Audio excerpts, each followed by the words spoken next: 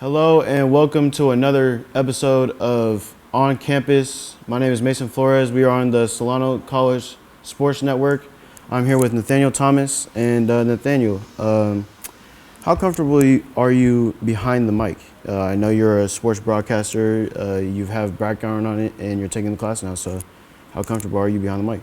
Yeah, well, first of all, thank you for having me. I guess that's a good question. I've only been broadcasting baseball games for about 8 months now. But my first job out of high school, I worked at a call center.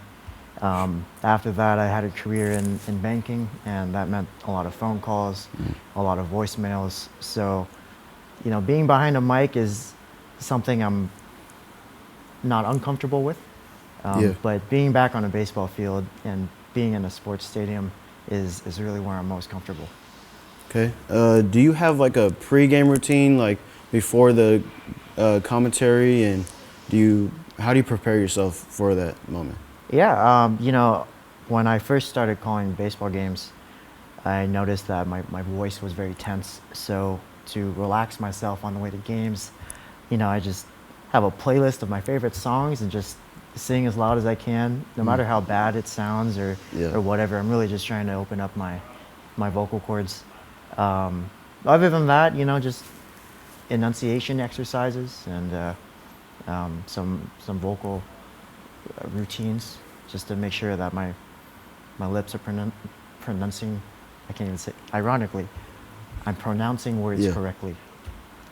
What motivated you to do sports broadcasting? Like, what is your motivating factor to do what you want to do?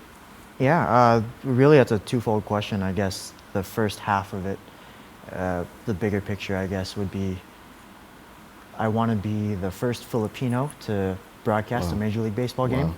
Yeah. Growing up, I have a lot of friends and family who work really hard jobs that I admire. My grandpa was in the military, and a lot of my family are in the medical field. And as much as I respect that, and I see the challenge that is, I think that to see representation for at least the Filipino community in the sports media realm and beyond could inspire a lot of other kids maybe who don't know what they want to do with themselves just yet. And the second half is that I lived overseas. I lived in the Philippines for 8 years. Oh, wow. And I lived there from 2011 to 2019.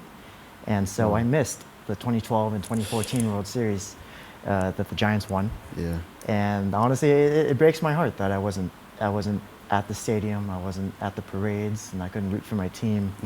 And I want to be a baseball broadcaster because I never want to miss another moment. Wow. Yeah, that was very well put together answer. Being the first Filipino to be on the set and the play-by-play for Major League Baseball is a lot of pressure that you're putting on yourself. Like, can you sum up what kind of pressure that is, and how do you deal with it? Yeah, I mean, it's a lot of pressure. I guess I put a lot of pressure on myself. Thankfully, I'm the only one. My parents have done a great job of giving me the space and the freedom to really pursue whatever I want to pursue. But the environment I grew up in wasn't as forgiving. Going to school in the Philippines, I was in a community where it wasn't unheard of to hear people say that if you're not a doctor, if you're not a lawyer, if you're not a businessman, you don't really have a real job. And it's amazing that I actually took that to heart because that was the punchline of a Family Guy joke. But I took it seriously, and it was a lot of pressure. But now that I'm doing something that I am truly passionate about, it's a lot less pressure because it's a ton of fun. But I do take the work ethic that I had in my previous career and in that school that I went to, I brought it with me.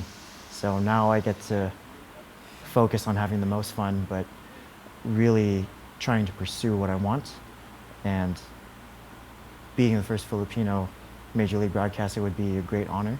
And the reason I'm here is because you sort of have to reverse engineer where you want to be, and that way you know where your first step is. Wow. Well, thank you for coming and being a part of this interview.